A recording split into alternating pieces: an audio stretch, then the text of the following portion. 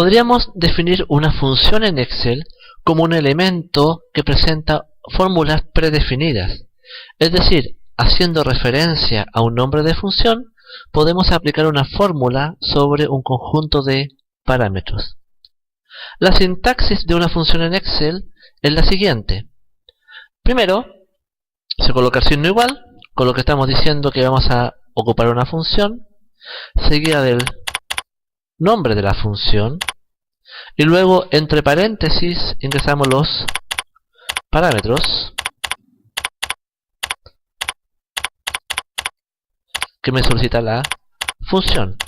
El número de parámetros va a depender de el tipo de función que estemos utilizando. Hay funciones que me solicitan un parámetro, como hay funciones que me pueden solicitar 5 hasta 6 parámetros distintos para poder ejecutarse. Las primeras funciones que vamos a revisar son las funciones más básicas, digamos, y vamos a catalogarlas como las funciones estadísticas. La función por excelencia estadística que vamos a usar mucho en nuestras hojas de cálculo es la función suma. La función suma lo que hace es permitirme sumar el contenido o los contenidos de un rango de celdas o de celdas por separado. Para llamar a la función o para usar esta función, dentro de esta hoja donde tenemos ventas de un mini market, vamos a agregar una columna con un total, en la cual vamos a sumar el total de ventas por cada mes. Por ejemplo, el total de ventas de enero. Para llamar a la función suma, entonces, para utilizar la función suma, lo que vamos a hacer es signo igual, para indicar que vamos a usar una función. Luego escribimos la palabra reservada, suma, abrimos paréntesis, y si se fijan, en la ayuda que me presenta la función me dice número 1, número 2, número 3, o sea, qué número voy a sumar. O también, con el mouse, puedo arrastrar el rango que voy a sumar. Si se fijan en la función en la barra de fórmulas, dice B3 a G3. Cerramos el paréntesis y Enter. Con lo que tenemos la suma de estos valores desde lácteos hasta congelados para el mes de enero. Luego, como vimos en la clase anterior, podríamos rellenar las siguientes celdas. Este cuadrito negro que aparece en el vértice inferior izquierdo de la celda, inferior derecho, lo arrastramos hasta abajo, con lo que generamos todas las sumas. Si quisiéramos una suma, por ejemplo, de cada uno de los totales, tendríamos que hacer lo mismo. Agreguemos una fila total, escribamos igual suma, pero ahora de los elementos de la columna. Cerramos paréntesis, y el total de lácteos vendidos es de 36 millones y algo. Podemos aplicar la misma operación, arrastrar hasta la fila, hasta la columna total, con lo que se me van a mostrar todas las sumas. Y por último, aplicamos un formato, copiar formato, elegimos las celdas y me quedó el formato aplicado. Queremos que en las celdas de abajo me queden sin decimales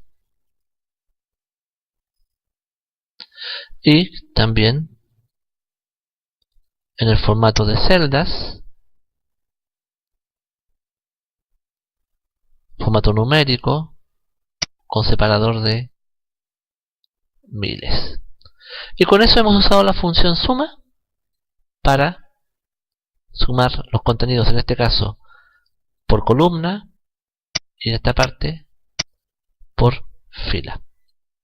Otras funciones estadísticas que podemos utilizar son, por ejemplo, la función promedio. Por ejemplo, si quisiéramos calcular el promedio de ventas de enero, agreguemos